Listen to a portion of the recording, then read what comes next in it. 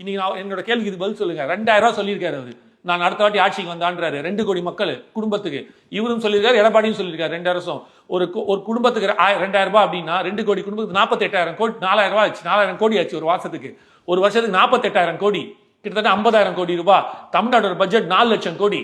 4 லட்சம் கோடியில் 48,000 கோடி போட்டீங்கன்னா 12.5%.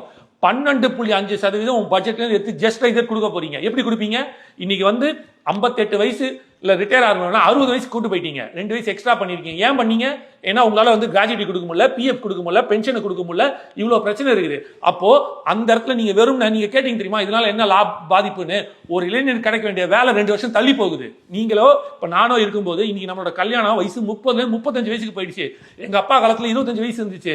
அதுக்கு முன்னாடி எங்க தாத்தா காலத்துல 20 வயசு இருந்துச்சு. இனி ஏன் 30 வயசு தள்ளி போறான் ஒரு பையனோட கல்யாணம் அப்படின்னா அவனோட பொருளாதார பிரச்சனை, வேலையின்மை. சார் இன்ஜினியரிங் எம்பிஏ படிச்சுட்டு சுகி ஓட்டிட்டு இருக்கான் சார், 10,000 ரூபாய்க்கும் 5,000 ரூபாய்க்கும். அப்ப அதை தான் சொல்ல வரோம். எவ்வளவு நாள் நீங்க காசு கொடுத்து ஏமாத்திட்டு இருக்க போறீங்க?